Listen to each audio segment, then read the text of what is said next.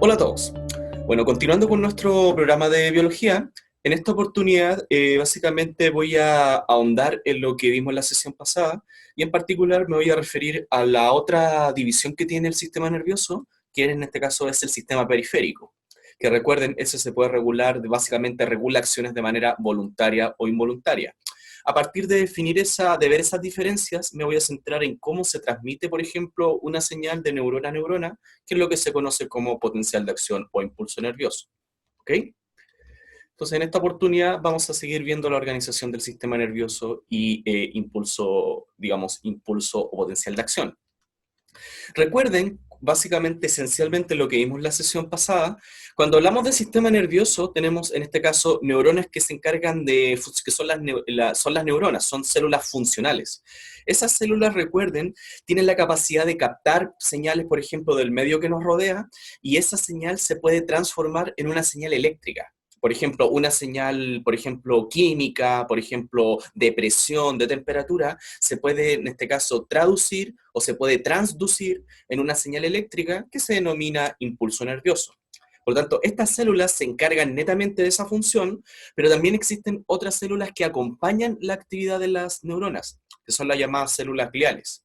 Por ejemplo, los astrocitos que los vimos se encargan de nutrir, en este caso de entregar, digamos, de traspasar nutrientes, se encargan también en parte de protección. Hablamos, por ejemplo, de las células de Schwann, oligoandrocitos, ependimales, etcétera, etcétera. Tienen que manejar básicamente cuál es la definición de cada una y entender de que estas células gliales son acompañantes de las neuronas. Entonces, de esa manera, estas células, por ejemplo, forman el sistema nervioso y tiene dos grandes divisiones. Tenemos el sistema nervioso central, que lo vimos con detalle en la sesión anterior, en el cual se recibe la información y básicamente existe un procesamiento de la información. Por ejemplo, se vinculan en este caso emociones, pensamiento lógico matemático, raciocinio, digamos, todo lo que tiene que ver con generar planes, urdir venganzas, como yo les decía. Entonces, todo lo que tiene que ver con procesamiento mucho más complejo de información se lleva a cabo en el sistema nervioso central. Hablamos de que en el encéfalo ocurre todos los procesos más complejos, en cambio en la médula espinal, si me lo pueden contestar, ¿qué es lo que se procesa o qué es lo que se genera ahí en la médula espinal? A diferencia del encéfalo.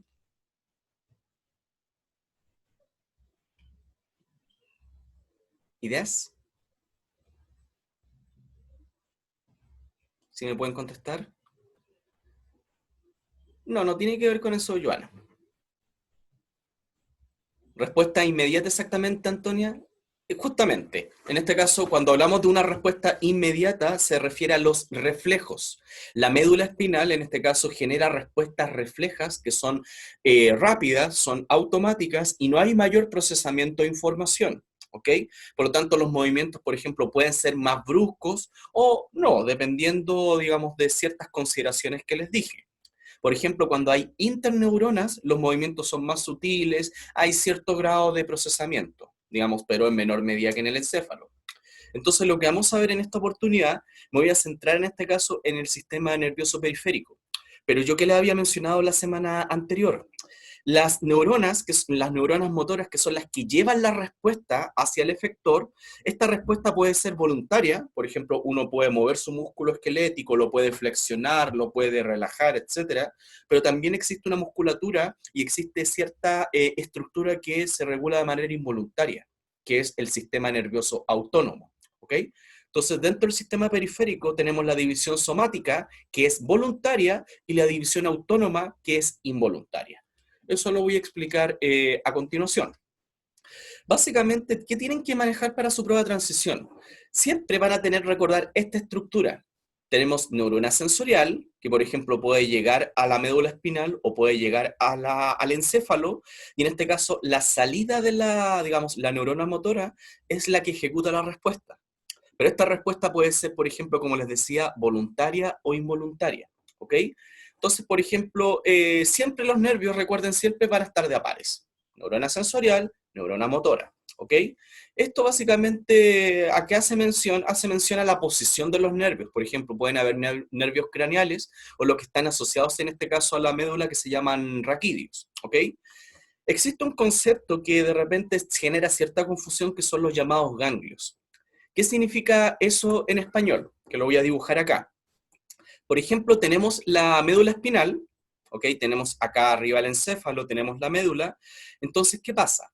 Por ejemplo, el sistema nervioso periférico, como les mencionaba, por ejemplo, esta neurona motora, en este caso, sale de la médula para ejecutar una respuesta. Entonces, por ejemplo, existen diversas, por decirlo así, configuraciones. Por ejemplo, la primera configuración es cuando de la neurona, por ejemplo, de la médula espinal, solamente sale una neurona motora. Esa estructura es característica del sistema nervioso somático, ¿ok? Es una división del sistema periférico que es voluntaria. Es decir, la acción que yo controlo de manera consciente se regula de esta manera, solamente de una neurona que surge de la médula espinal. En cambio, se puede dar lo siguiente, podemos tener una neurona, podemos tener un punto medio que se llama ganglio, y posteriormente podemos tener otra neurona que es la que se conecta con el efector, ¿ok? Entonces, esta configuración, neurona, ganglio, otra neurona, esto está regulado por el sistema nervioso autónomo, ¿ok? Que es de acción involuntaria. ¿Por qué les menciono eso? Porque es una manera anatómica, es una diferencia anatómica bien relevante. El sistema somático, que es de acción voluntaria, se conecta solo con una neurona. En cambio, en el sistema autónomo tienes esta configuración. Por lo tanto, les puede ser más fácil, en este caso, aplicarla para su prueba de transición. ¿Ok? Entonces, este sistema autónomo, que es parte del periférico, regula acción involuntaria. Y yo, si me lo pueden contestar, estas acciones involuntarias, ¿a qué te pueden predisponer? O, por ejemplo, ¿cuándo actúan? ¿En qué momento? Es esa acción que simplemente sucede, que uno no puede controlar. Por ejemplo, puede asociarse a reflejos, en parte sí, en momentos de estrés exactamente, en situaciones en que te tienes que defender, exactamente. Esas son reacciones, en este caso, involuntarias que tú no puedes controlar, que te pueden preparar para el estrés o que te pueden relajar después de la tormenta. Exactamente, Bárbara, también te pueden poner en alerta, ¿ok?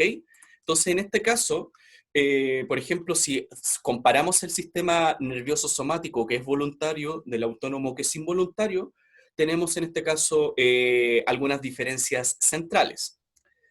Eh, Básicamente, como les mencionaba, por ejemplo, la motoneurona, como lo tenía acá, de la médula espinal en el sistema somático solamente tenemos una motoneurona que se conecta con el efector, con el músculo. En cambio, en el sistema autónomo tenemos neurona, ganglio y otra neurona. ¿Ok? Y principalmente, por ejemplo, en el sistema voluntario, en el sistema somático, participa este neurotransmisor que se llama acetilcolina, que es muy conocido. La acetilcolina está asociada netamente a la contracción muscular. Va a permitir en este caso que el músculo pueda responder y de esa manera ejecutar un movimiento voluntario. Esto es importante, por eso lo tengo en esta tabla, que tú después la puedes ver. ¿Ok? Entonces, por ejemplo, esta diferencia, una neurona para el sistema somático, dos para el sistema autónomo, y básicamente, ¿qué regula o qué controla el sistema somático voluntario? El llamado músculo esquelético. Es decir, el músculo que tú controlas. Por ejemplo, ¿cuál es el músculo esquelético? Todo lo que está asociado a las extremidades. ¿Ok? Trapecio, deltoide, no me acuerdo otro, pero es lo que está asociado al hueso. ¿Ok? En cambio, el sistema nervioso autónomo, que es de acción involuntaria, son básicamente la musculatura cardíaca y la musculatura lisa, que es la que recubre las vísceras, la que recubre las glándulas. Eso se contrae, se relaja de manera involuntaria. Lara, ¿qué hace la Violet? ¿Qué hace la acetilcolina? La acetilcolina permite la contracción muscular, pero de manera voluntaria, ¿ok? Entonces, esa tabla, y ustedes pues la pueden ver con más detalle, pero ¿qué quiero destacar para que lo anoten así? Sistema somático, acción voluntaria, y sistema autónomo, acción involuntaria. La noradrenalina también básicamente regula la acción muscular, pero también ¿cuál es la diferencia? El sistema somático solamente usa acetilcolina y el autónomo, digamos, es un poco más complejo porque utiliza esos dos neurotransmisores. Por ejemplo, el parpadeo de los ojos, ¿a qué sistema lo podemos asociar? Cuando te parpadea el ojo es por una situación de estrés, ¿ok? Entonces ahí estaría actuando el sistema nervioso autónomo, y el autónomo también, como les mencionaba, se divide en la división simpática o parasimpática. ¿Y qué implica eso? Siempre el sistema simpático te va a preparar o te va a predisponer, por ejemplo, para responder a agentes estresantes. Por ejemplo, tus pupilas se van a dilatar para tener mayor campo visual. Por ejemplo, en este caso se va a bloquear el estómago. Por ejemplo, se va a bloquear la salivación. ¿Por qué? Porque como ustedes lo mencionaban, cuando estás estresado se pueden gatillar dos respuestas: lucha o huida, ¿ok? Entonces, ¿eso qué implica? Implica que hay una descarga masiva de adrenalina, por lo tanto la adrenalina va a provocar o va a incidir en todos esos efectos, ¿ok? Entonces, esto obviamente no dura por siempre, sino que dura en un momento y posteriormente tu organismo se relaja después de que ha pasado la tormenta. Por lo tanto, los efectos antagónicos los regula la división parasimpática, ¿ok? Por ejemplo, se contraen las pupilas, se activa digamos, el estómago, por ejemplo, en este caso se reduce la frecuencia cardíaca, entre otras cosas. Entonces, ¿qué les quiero destacar? El sistema simpático te prepara para el estrés y el sistema parasimpático te relaja después de la tormenta. ¿Ok? Antonia, recuerden que esto yo lo subo a Schoology, así que después ustedes lo pueden ver tranquilamente. ¿Ok? Ahí, bueno, si ustedes comparten material o algo complementario y lo ven ustedes, pero esto recuerden se sube a Schoology. ¿Ok? Por lo tanto, recordar, sistema autónomo de acción involuntaria te puede preparar para el estrés, es decir, la división simpática, o te puede relajar después de la tormenta. Repite lo que dijo después del estrés.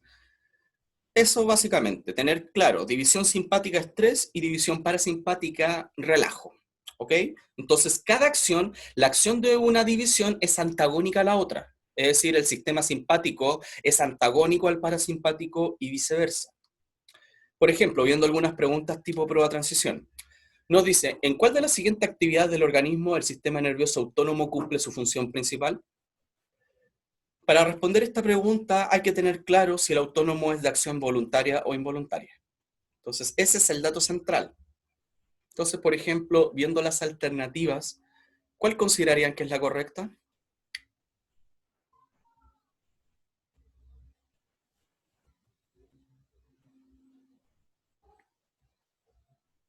Ahí están diciendo la E, la A.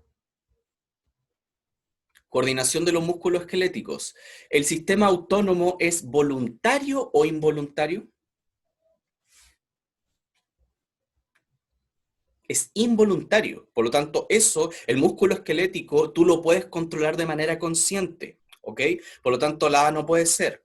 Por ejemplo, dice, inhibición de los músculos automáticos. Los músculos automáticos siempre en este caso están en un ciclo, por ejemplo, de contracción o de relajación, pero nunca los músculos se van a bloquear, a no ser que te mueras. Por lo tanto, el sistema autónomo nunca va a provocar que los músculos en este caso se bloqueen, porque obviamente eso te va a llevar a la muerte.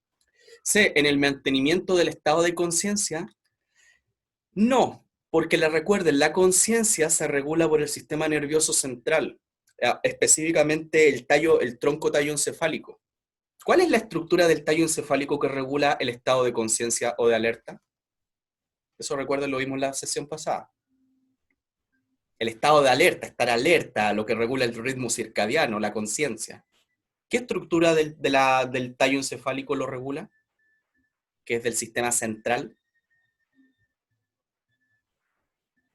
Eso lo tienen que estudiar, ¿ok? Que lo vimos en la sesión pasada.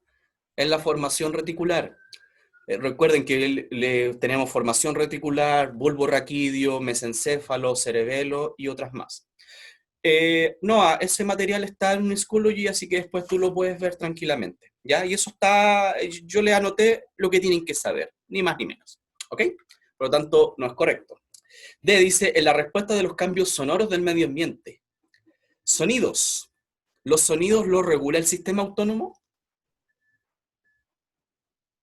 No. Los sonidos se procesan y se regulan a nivel del mesencéfalo. El mesencéfalo regula acción, todo lo que tiene que ver con estímulos visuales y, en este caso, sonoros. ¿Ok?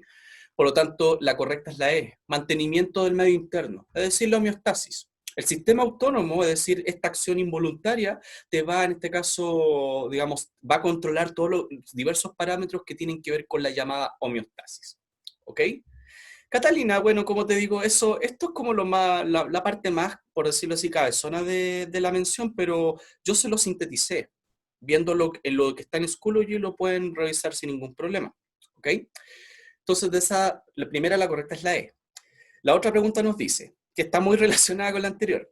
¿Cuál de las siguientes funciones no es controlada por el sistema autónomo? Es decir, ¿qué acción es voluntaria?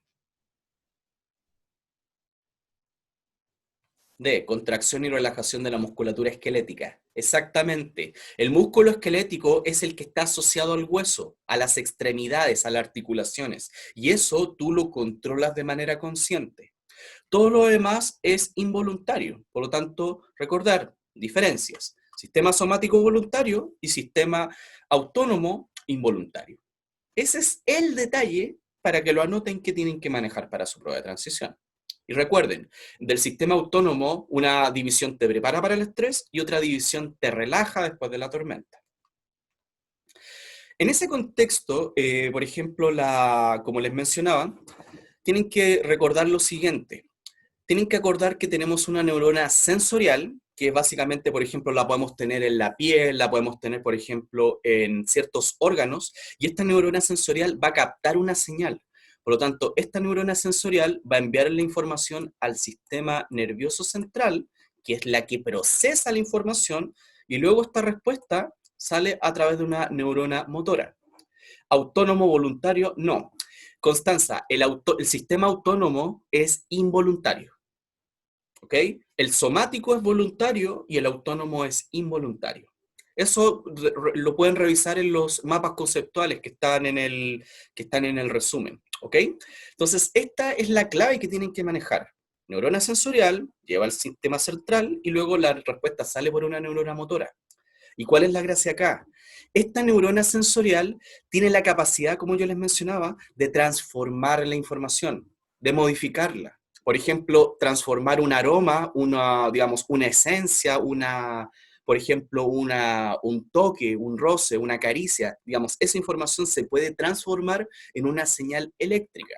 Y esa señal eléctrica, en español, es lo que se conoce como impulso nervioso.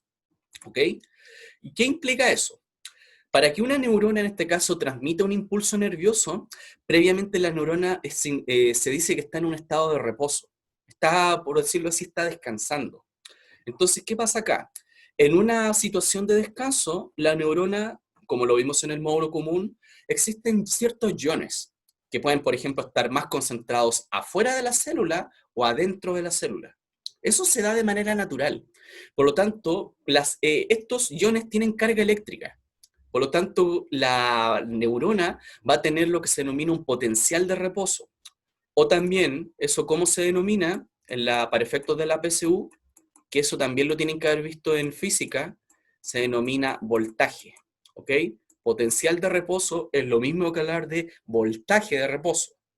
¿Y eso a qué se debe? Se debe a que existe una diferencia de carga eléctrica. Hay ciertos iones concentrados adentro de la célula y otros iones concentrados afuera de la célula. ¿Ok?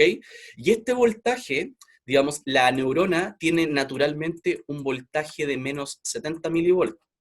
Ustedes dirán, ¿y qué significa eso en español? Si alguien me lo puede contestar en el chat de lo que haya estudiado, ¿por qué se considera un voltaje negativo? El voltaje de reposo de la neurona. ¿Por qué es negativo?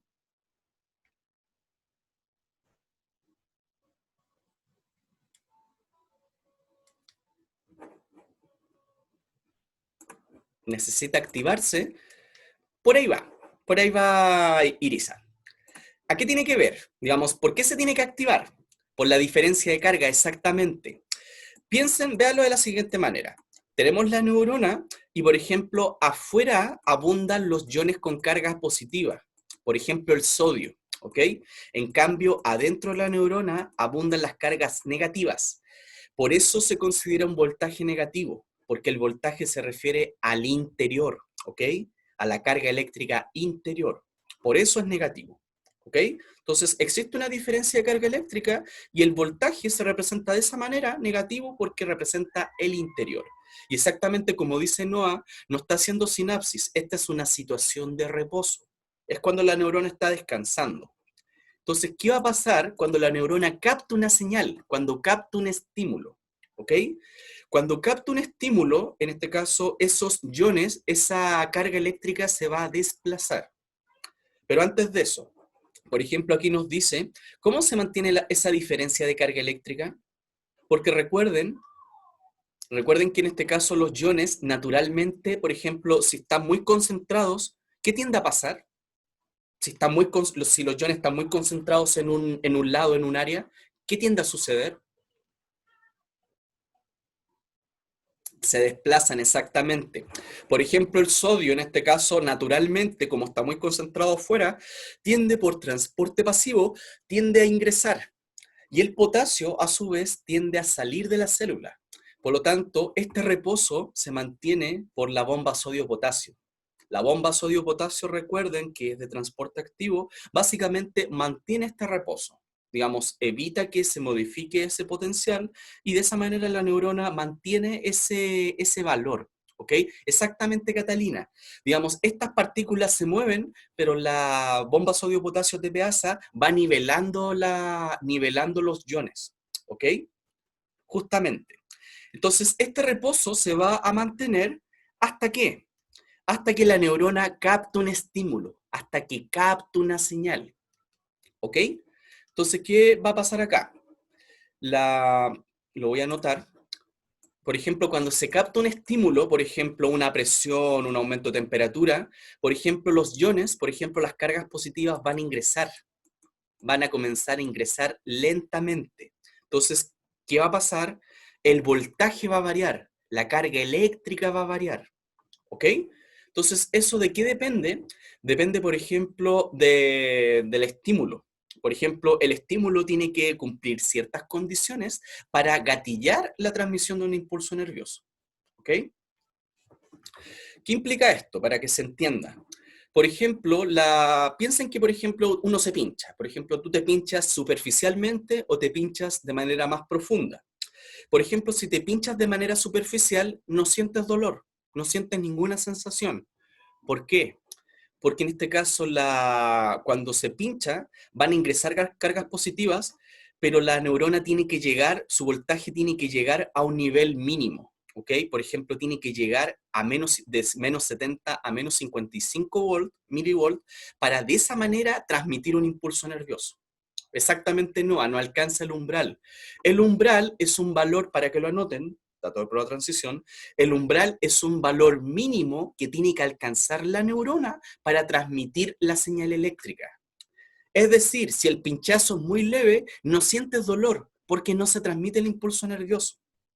En cambio, por ejemplo, si te pinchas un poco más profundo, vas a sentir dolor porque digamos, se va a llegar a ese nivel y se va a enviar la señal. ¿Ok? El valor umbral depende de cada neurona. No, Carla, eso depende, está determinado digamos, está determinado a nivel de especie. Por ejemplo, nosotros como especie humana, digamos, el voltaje de reposo es menos 70, pero por ejemplo en otra especie puede variar, puede ser menos 90, menos 80.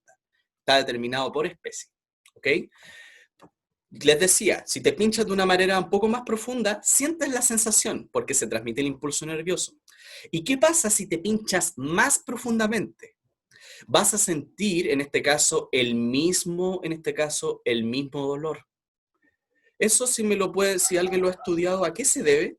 ¿Por qué, a pesar de que es importante, psicológicamente uno piensa que es un dolor más intenso, pero no es así? El dolor es el mismo si te pinchas de una manera media o de una manera más profunda. La respuesta eléctrica es la misma, ¿ok? ¿Eso a qué se debe? ¿Cuál es el concepto que explica ese punto que les dije? Porque el límite es 30. Manuela, no tiene que ver con este límite. No tiene que ver con ese límite. Lo voy a explicar después ya, pero para que le den una vuelta. ¿Cuál es la lógica acá?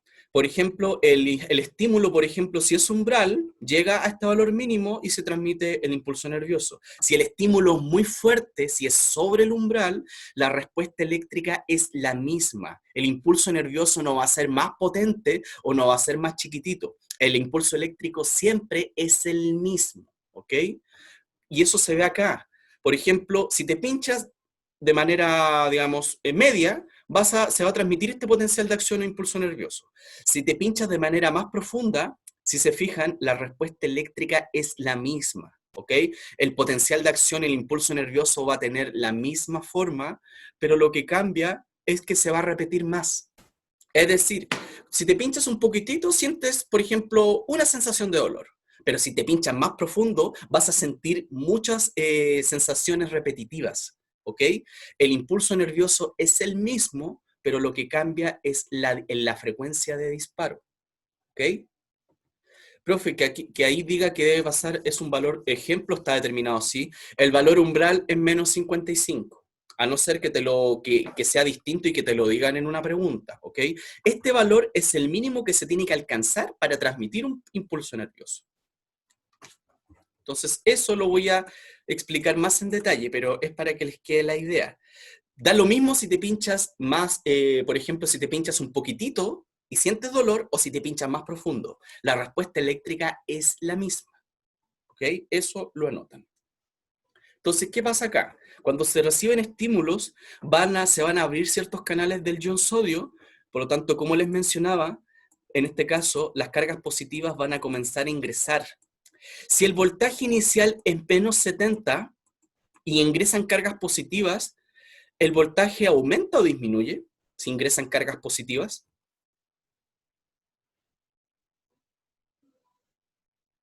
El voltaje aumenta, exactamente. ¿Ok? No disminuye, Irisa, porque estos son signos negativos. ¿Ok? Por ejemplo, menos 55, en este caso, menos 55 es más grande que en este caso que menos 70. Recuerden que aquí es al revés. Esto ustedes lo han visto en matemáticas. ¿Qué pasa acá? Tienes un voltaje e ingresan cargas positivas, por lo tanto el voltaje se hace más positivo hasta llegar al umbral. Si se llega a ese valor umbral, o si lo quieren ver un valor mínimo, solamente de esa manera se transmite el impulso nervioso. ¿Ok? Entonces, eso, por ejemplo, si se llega a ese umbral, se va a gatillar el impulso nervioso o potencial de acción. Ese es un requisito. Se tiene que llegar a ese valor umbral. Por ejemplo, un estímulo subumbral es muy chiquitito. Es, por ejemplo, pincharte de manera muy superficial. Por lo tanto, no sientas dolor. ¿Por qué? Porque no se transmitió el impulso nervioso. Es decir, acá, por ejemplo, llegó de menos 70, llegó, por ejemplo, a menos 60.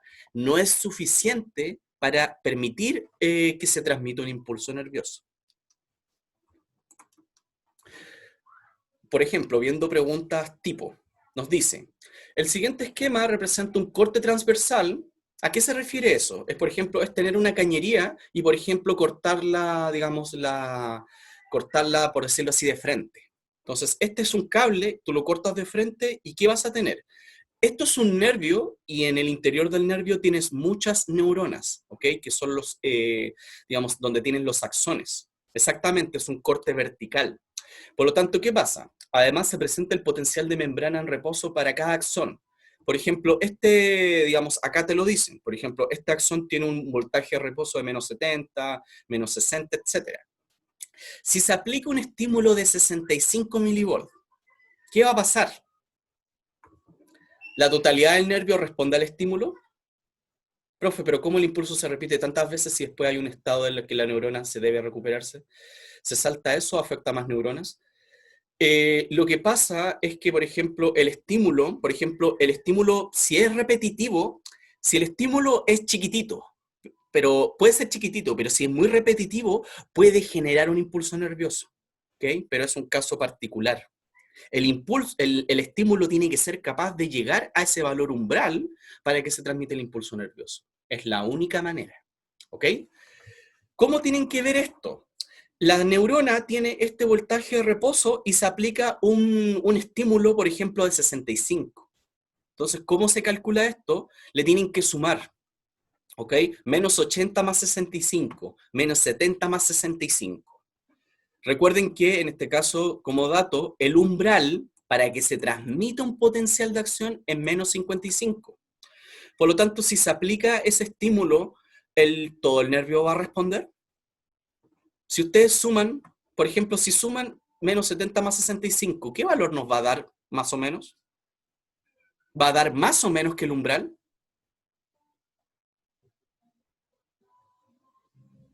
Va a dar mucho más. Por ejemplo, menos 80, por ejemplo, menos 70 más 65 va a dar menos 5. Y obviamente este valor es mucho más grande, es muy superior al umbral. Menos 64 más, en este caso, 65 te va a dar, en este caso, 1 milivolt. Por lo tanto, eso es mucho más grande que el umbral. Entonces, ¿cuál es la lógica para que se entienda? Si se alcanza o sobrepasa el umbral, se va a transmitir el impulso nervioso. Entonces, acá se analiza por cada fibra. Entonces, cada fibra, digamos, ¿es correcto decir que todo el nervio responde? Sí, cada fibra se va a sobrepasar el umbral, que es menos 55. Por lo tanto, todo el nervio va a responder. Por lo tanto, esa es correcta. Dice 2, para algunos axones el estímulo es umbral y para otros subumbral, es decir, en algunos no se alcanza el valor. No, porque eso se contradice con la primera. Y 3 dice, el nervio en su conjunto no responde a la ley del todo o nada. ¿Qué es la ley del todo o nada? Eso tiene relación con lo que le había mencionado antes. ¿A qué se refiere la ley del todo o nada? ¿Qué pasa o no pasa? Exactamente no. La ley del todo o nada, para que lo anoten, se refiere a que si se llega al valor umbral, se va a transmitir la respuesta eléctrica es la misma, por ejemplo, aunque sea comparándolo, por ejemplo, con un estímulo supraumbral. Te pinchas un poquitito o te pinchas muy fuerte, la respuesta eléctrica es la misma. Se llega al umbral y se transmite el potencial de acción. ¿Ok? Es todo o nada. Son todos o ninguno. Exactamente, Fernanda. El nervio en su conjunto no responde, es falso. Todas las neuronas responden a la ley del todo o nada. ¿Y eso cómo se ve? Se ve si es que se llega al valor, si se alcanza el umbral. Y en este caso, se alcanza porque es un estímulo muy fuerte. Entonces, si lo suman, le va a dar mucho más que el valor umbral. Siempre miren, para que lo anoten, asocien este concepto. Umbral se refiere a un valor mínimo. Es el mínimo voltaje o es el mínimo potencial que tiene que tener la neurona para transmitir un potencial de acción. Es un valor mínimo. ¿Qué pasaría si el nervio no cumple con la ley del todo o nada? En este caso, por ejemplo, el nervio quedaría, por ejemplo, inútil. Por ejemplo, por más que se le aplicara un estímulo muy fuerte, el nervio no respondería y por ejemplo, podría no transmitir la señal eléctrica o, por ejemplo, con un estímulo muy chiquitito, así con algo muy superficial, mandaría una señal. Es decir, el nervio, por ejemplo, quedaría, por decirlo así, la persona quedaría hipersensibilizada, es decir, con cualquier cosa respondería o no respondería frente a nada. Exactamente, conllevaría alguna enfermedad, por ejemplo, esclerosis múltiple, Parkinson, Alzheimer, que es básicamente, se da por esos casos. Por lo tanto, en este caso, la correcta es,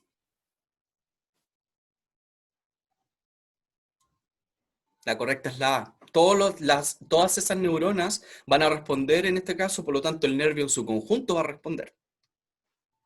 Tanto la correcta es A, solo uno. Como les mencionaba, por ejemplo, cuando una neurona capta un estímulo, este es un gráfico típico que representa un potencial de acción e impulso nervioso, que tienen que básicamente manejar las partes. Entonces, ¿qué pasa acá? Se grafica acá voltaje y también es lo mismo que potencial, ¿ok? Es lo mismo, diferencia potencial o voltaje es lo mismo. Se grafica el voltaje en función del tiempo. Por lo tanto, por ejemplo, en la fase D, la célula va a estar en un estado de reposo, va a estar descansando. Entonces, por ejemplo, si la neurona capta un estímulo, sensa un estímulo, ¿qué va a pasar acá? Lo voy a dibujar. En este punto, por ejemplo, van a empezar a ingresar de manera lenta iones sodio. Por lo tanto, el voltaje va a hacerse más positivo. Y si se llega al valor umbral, se va a desencadenar un potencial de acción. ¿Ok? Entonces, eso, ¿cuáles son las partes, cuáles son las etapas que involucra el impulso nervioso? La primera fase se llama despolarización. ¿Y qué implica?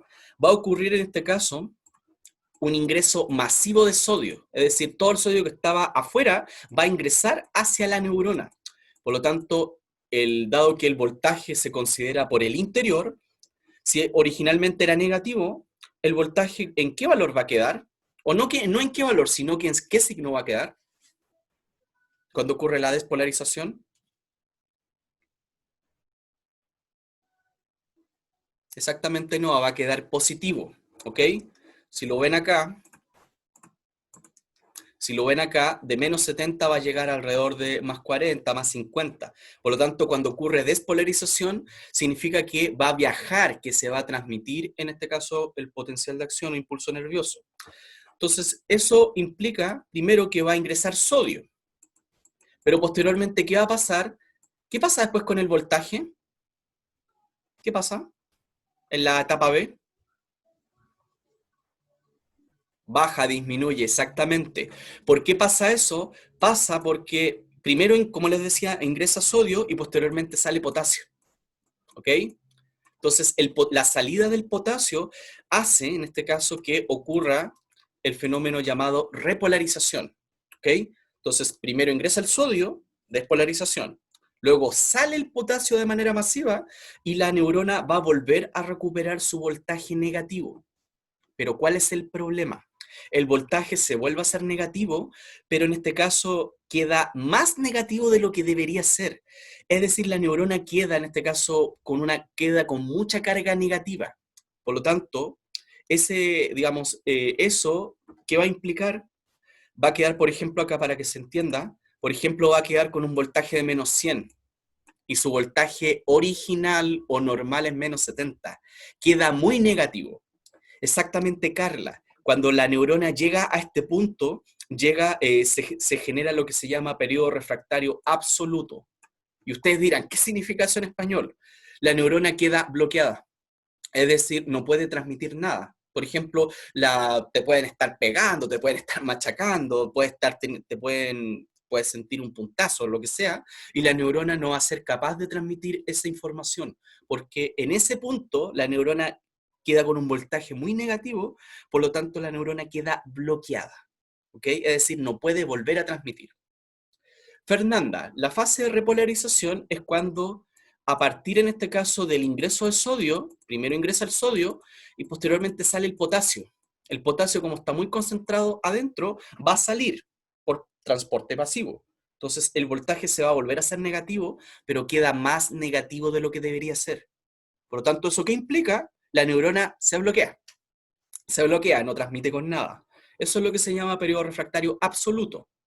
Pero ¿qué pasa acá? Esto no va a durar por siempre, porque si se fijan, de C a D, ¿a qué se debe cuando se duerme una extremidad? Cuando se duerme una extremidad es básicamente porque ocurre hiperpolarización, porque en este caso porque las neuronas quedan bloqueadas, y eso da la sensación de que que te duerme la pierna. Nadia no puede volver a transmitir ¿qué? Un potencial de acción. La neurona llega a este punto y básicamente queda bloqueada, no puede volver a transmitir. Pero ¿qué va a pasar acá? Si se fijan, ¿qué pasa con el voltaje de CAD? ¿Qué pasa? Va a subir exactamente, va a aumentar hasta llegar nuevamente al reposo. Entonces, en este periodo de CAD, la neurona, por ejemplo, está bloqueada de manera parcial, exactamente de Yanira. En este punto, en este caso en C, está hiperpolarizada, pero en D se va a repolarizar. ¿Qué significa eso en español? La neurona va a estar bloqueada parcialmente. Por lo tanto, por ejemplo, si un estímulo es muy fuerte, la neurona puede eventualmente volver a transmitir un impulso nervioso, a pesar de que esté bloqueada, porque no es un bloqueo total, sino que es un bloqueo parcial. ¿Y esto cómo se restablece la situación de reposo? Por la bomba sodio-potasio. ¿Ok? Por eso es relevante ese transporte activo de la bomba sodio-potasio TPasa. La bomba sodio-potasio permite restablecer la condición de equilibrio y que de esa manera esa neurona pueda seguir transmitiendo un impulso nervioso o potencial de acción. Por ejemplo, para que lo anoten, por ejemplo, ¿han escuchado de esta sustancia, el KCl? ¿Puede quedar una neurona en C para siempre? A eso va lo que les quiero decir. Por ejemplo, cuando, no sé, pues, por ejemplo, si ustedes tienen mascotas, por ejemplo, cuando se han tenido que sacrificar una mascota, la han tenido que dormir porque está enferma, ya tiene edad y está sufriendo, por ejemplo, la eutanasia que involucra inyectar esta sustancia que se denomina cloruro de potasio. Y el cloruro potasio, ¿qué hace? Tú estás agregando potasio, por lo tanto generas hiperpolarización. Las neuronas quedan bloqueadas, no pueden seguir transmitiendo, y en este caso la persona, el animal, en este caso, digamos, sus neuronas dejan de transmitir. Exactamente, como dejan de transmitir, ya no sienten más. ¿Ok? O por ejemplo también por ejemplo, la inyección letal. Por ejemplo, en Estados Unidos, en otros países para los criminales. ¿Qué pasa? El KCL se inyecta un cóctel. Por ejemplo, un cóctel, por ejemplo, que te bloquea el diafragma, un analgésico, y le inyectan KCL, cloruro potasio. ¿Qué hace el cloruro potasio? Genera hiperpolarización, el corazón se bloquea, las neuronas se bloquean, el corazón se bloquea, y el individuo se muere por un paro cardiorrespiratorio. Eso es por la acción del cloro, es por los dos. El cloro y el potasio generan hiperpolarización. ¿Ok? Por lo tanto, esto es una medida, esta sustancia, por ejemplo, si te inyectan o a alguien le inyectan, se puede morir. A diferencia, por ejemplo, del NaCl, que es la sal común. Si te inyectan sal, por ejemplo, no te pasa nada. Pero si te inyectan KCl, o a un animal o un individuo le inyectan KCl, eso te puede matar, porque genera hiperpolarización, bloqueo de las neuronas. Y eso es lo que se utiliza, como les mencionaba, en la inyección letal. ¿Ok? Entonces, obviamente, puede que alguien esté de acuerdo o en desacuerdo con la inyección letal, pero el efecto es súper poderoso. Digamos, esa sustancia genera un bloqueo total. Por lo tanto, el individuo, han habido casos de individuos que, por ejemplo, no se han muerto inmediatamente, pero con eso, digamos, se mueren rápidamente. ¿Ok? Entonces, esta forma del gráfico la tienen que manejar porque se las van a preguntar, digamos, para efecto de su prueba de transición. ¿Cuáles son las características que tiene este potencial de acción o impulso nervioso? Que es lo mismo. Es unidireccional. Por ejemplo, en este caso, digamos, solamente viaja hacia la zona terminal de la neurona.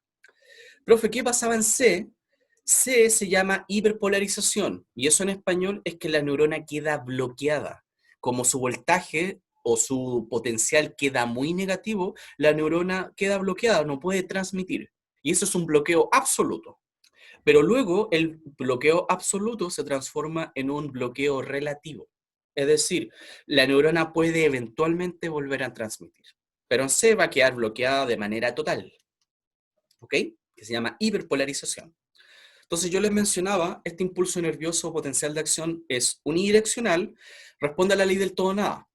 Es decir, basta con que el estímulo genere, en este caso, que se llegue al valor umbral, se alcance el umbral, y la respuesta eléctrica siempre va a ser la misma.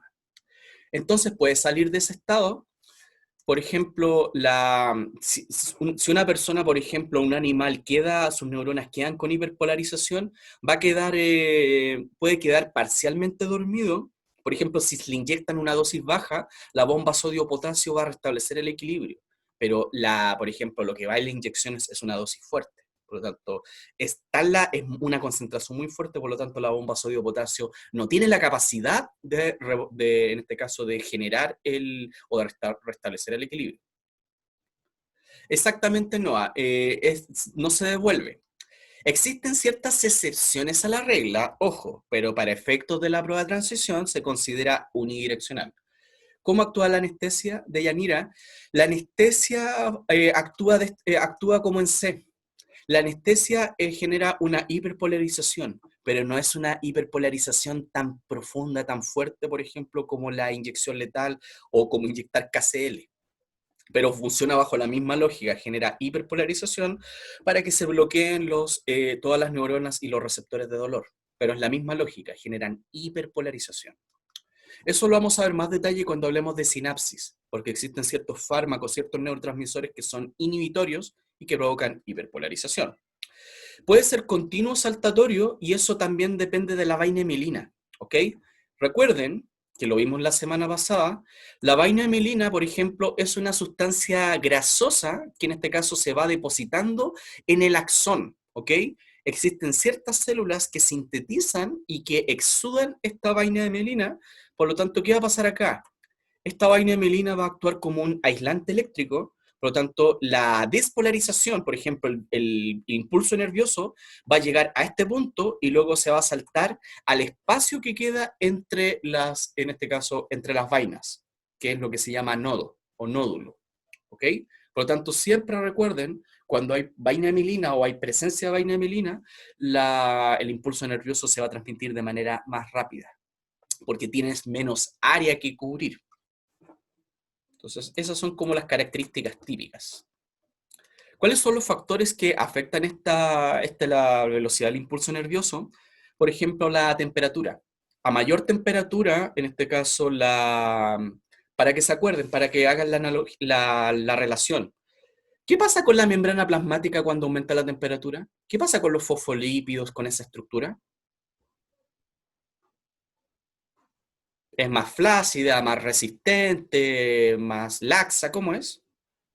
Es más fluida, exactamente, es más flácida. Por lo tanto, como es más fluida, va a ofrecer menos resistencia al paso de iones. Por lo tanto, si pasa más sodio, si pasa más potasio, el impulso nervioso sería más rápido o más lento.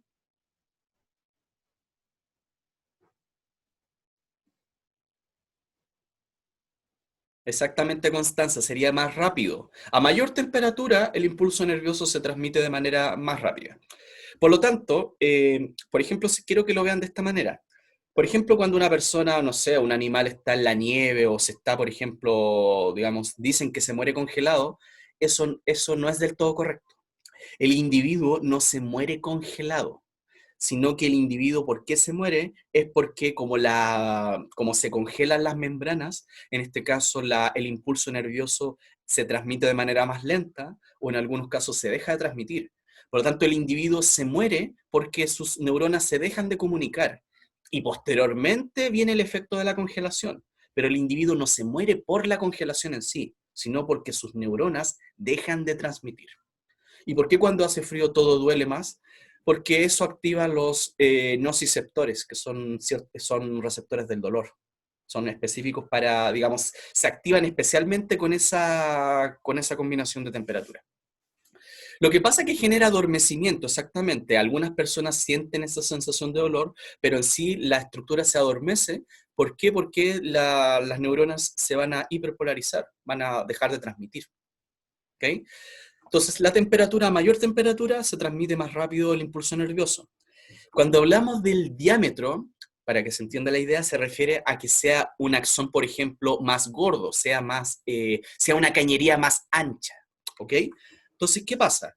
Por ejemplo, tenemos en este caso, una cañería con un diámetro más pequeño y otra más grande. Cuando tienes un diámetro mayor, vas a tener un área mayor, vas a tener un volumen mayor. Por lo tanto, por ejemplo, en este mismo espacio pueden ingresar más iones o pueden salir más iones. Por lo tanto, si el diámetro es mayor, digamos, ¿cómo sería la velocidad del impulso nervioso? ¿Sería mayor o menor?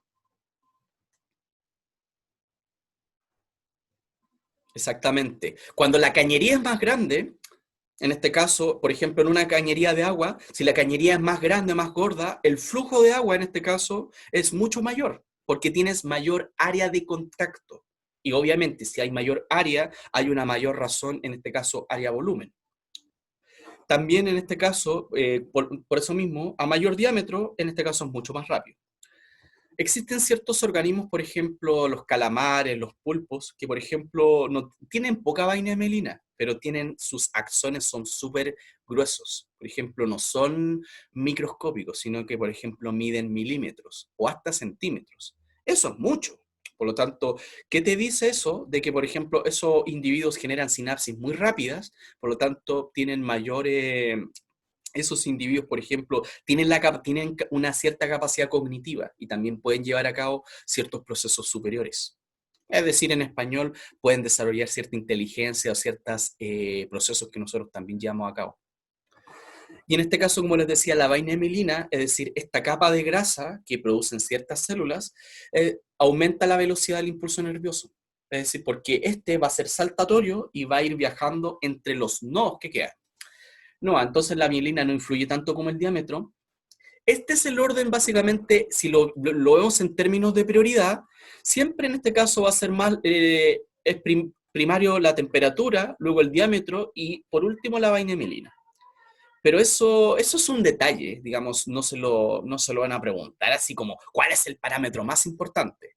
No, tienes que saber que estos tres parámetros están involucrados en la velocidad. Pero si te dicen cuál es el más importante, eso es muy específico y eso no aplica para la prueba de transición. ¿Okay? Recordar, para que se acuerden, valga la redundancia, por ejemplo, hay una enfermedad que era la que tenía Stephen Hawking, que era el ELA. El ELA se genera porque se destruye la vaina melina en el sistema periférico. ¿Cuál es la célula que produce la vaina melina en el sistema periférico? Pero ¿por qué es malo que exista una vaina melina gruesa si supuestamente resguarda el impulso? En este caso no es que sea malo, digamos, no sé si dije eso, si lo dije lo corrijo. La vaina melina no es que, digamos, puede tener obviamente distinto grosor, pero no es que sea mala. Digamos, la presencia de vaina melina hace que sea más rápido. Exactamente, Carla, la célula de Schwann. La célula de Schwann es la que sintetiza vaina melina en el sistema periférico y el oligodendrocito la sintetiza en el sistema central. Años atrás, bueno, yo no sé si ustedes se acuerdan, pero tal vez estabas muy chico. Años atrás hubo no sé, como un desafío de que los tipos se tiraban como un balde con agua y hielo, que era como para recaudar fondos para el ELA, para combatir el ELA, que es justamente esa enfermedad donde se destruye la vaina mielina en el sistema periférico. Y básicamente uno podía decir el ice bucket, exactamente. Uno al principio decía, no, qué estupidez que están haciendo, pero tenía como cierto trasfondo, le daban como una explicación, pero era básicamente esa cuestión, era para recaudar fondos para esa enfermedad. ¿Okay? Camila, sí, estoy grabando esta clase, ahí después lo voy a informar ahí a los mandamases para subirla al canal, ¿ya? Como les digo, no depende de mí, pero yo creo que no va a haber mayor problema, ¿ok? Por ejemplo, viendo preguntas tipo, dice, al observar el funcionamiento de la membrana plasmática neuronal, nos percatamos de la bomba sodio-potasio ATPasa. La inactivación de dicha estructura traerá como consecuencia ¿qué? ¿Qué pasa, por ejemplo, si la bomba sodio-potasio no funciona por ejemplo, si lo ven en el gráfico, en el punto final?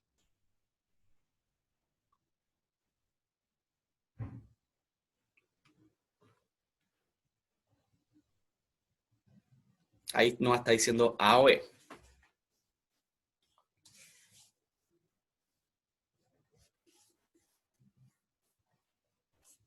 Esta pregunta ahí tiene ahí tiene esa pillería.